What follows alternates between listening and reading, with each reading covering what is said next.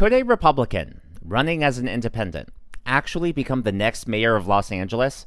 Well, if social media chatter is anything to go by, Spencer Pratt is the dark horse candidate you're going to want to keep your eye on. Just take a look at this moment from last night's mayoral debate, where Spencer Pratt called out Karen Bass on stage for her role in the Palisades fire. Well, first off, as mayor, I will never drain the reservoirs that we need for wildfire protection. There's this conspiracy now that they're empty, that they were for drinking water. But if you research it, they were actually made for wildfire protection. As mayor, I'm going to add 20 dip sites all around the communities connecting to pools. So God forbid the water system goes down again, these dip sites that will be connected to individuals' pools will fill up for the helicopters to have water. Mayor Bass, you have a response to that? Yeah, absolutely. He's saying several things that are completely inaccurate. First of all, there was one reservoir that was out of commission. He is correct. 1 million years ago, it was for wildfires, but over the last 30, 40 years, it's been for drinking water. He talked about the winds. That is just completely inaccurate. If that were accurate, then the planes would have been able to fly. And so the winds reached close to 100 miles an hour, and the planes were unable to fly. So if there were reservoirs, if that reservoir had been open, it would not have worked. We had two other reservoirs totaling 8 billion gallons that were available. But could not fly. Yes, she mentioned me. So she's an incredible liar. Everyone on their phones, Google it. 40 weather stations in the Pacific Palisades. It never went above 40 miles per hour. She is referencing the Altadena fire. I have to interrupt you. No name calling, please. She just lied, though. Yeah, but no name calling. She called me a liar. I don't believe she did. She said I did not hear that. This up. I did not. We're not going to debate the issue.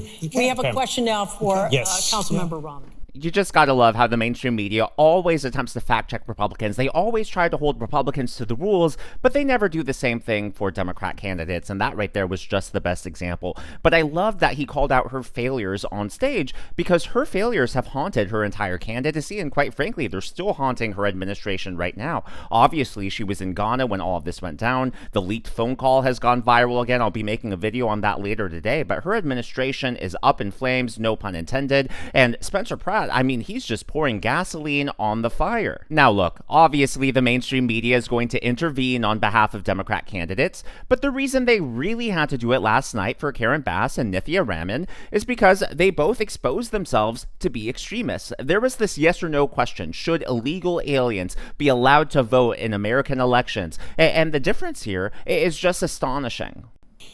This is a yes or no question and answer. So there's an LA council member. He wants voters to decide. He is saying that non-citizens, should they be allowed to vote in local elections? Is this a yes or no, Mr. Pratt? No. Mayor Bass? It depends. It's not a yes or no. Depends on what? Well, first of all, when you say non-citizens, it doesn't mean they're here illegal. It doesn't mean they're undocumented. They could have green cards. They could be here perfectly legal. And there's a lot of states and cities that do that on very, very local elections. We have to see what the councilman is proposing. Councilmember Raman. Yeah, I would say, again, it does depend. In other places, school boards have non-citizens. Yes or no? Non-citizens who vote Mr. Pratt, I have a question for you. You told NBC News.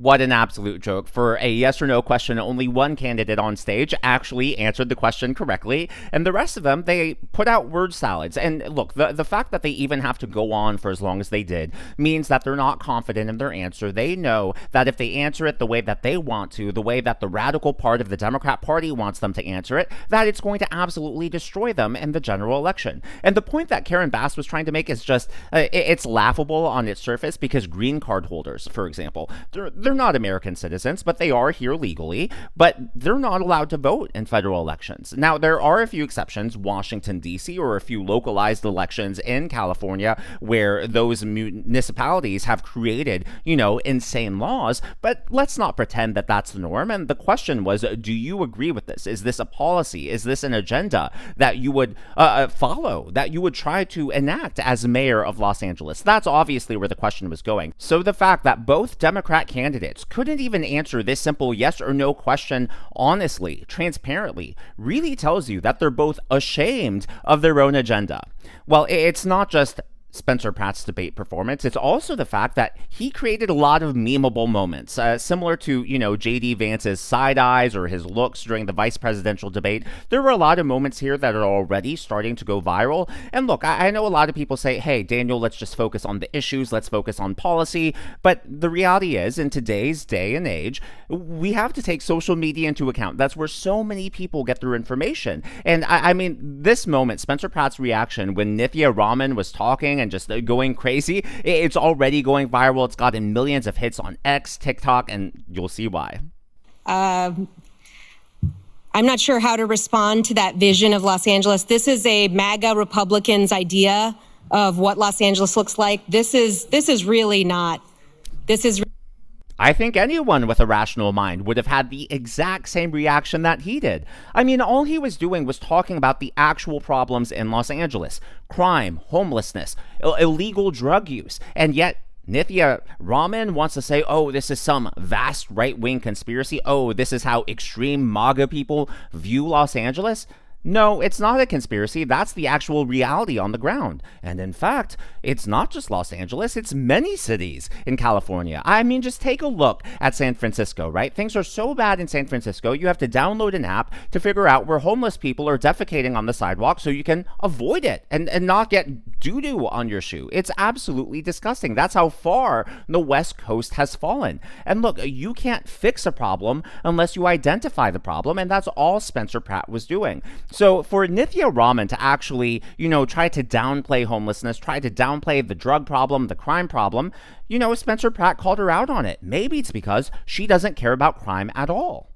Downtown is so unsafe now that they have to serve the food. All the employees have to eat inside. They can't risk going out. That's why all these beautiful restaurants are closing, because it's so unsafe. So before we require city workers to go back into any buildings, we need to enforce the laws on the street. Councilwoman Raman is talking about safety, yet when animal rescue activist Rebecca Corey came in and said the dogs are being tortured and abused on the streets of downtown, she walked out of the hearing. She doesn't care about safety. She doesn't care about anything she's talking about. At least Mayor Bass pretends to care. And it goes way beyond crime. These homeless encampments, whether they're on Skid Row or elsewhere, they create sanitation hazards, not just for the people living there, but for anyone in the vicinity. And the increase in homelessness is also indicative of the larger problems plaguing Los Angeles and the entire state. I mean, the disparity now between the haves and have-nots has never been greater. And for Democrats to just act as if this isn't a problem, it really shows you just how out of touch they are with everyday Americans, how out of touch they are with the issues that actually matter. And let's not forget, in just a few short years, Los Angeles is going to be hosting the Olympics. Is Skid Row, are all these tent cities and homeless encampments really the face that we want to project for the rest of the world? Do we really want all these tourists and world-class athletes having to go over tents and use needles and defecation to get to the games? So yeah, this is an incredibly important issue, and that's why Spencer Pratt spent a large portion of the debate hammering both Karen Bass and Nithya Raman on it. Say Councilwoman Raman acts like she doesn't have any authority with this homelessness. She was the third most powerful person in city council. She runs the homeless housing thing. She acts like this is just Mayor Bass. First off, inside safe, I like to say inside safe makes all of us outside unsafe. The reality is no matter how many beds you give these people, they are on super meth. They are on fentanyl. The DEA statistic says 93% of this is a drug addiction problem.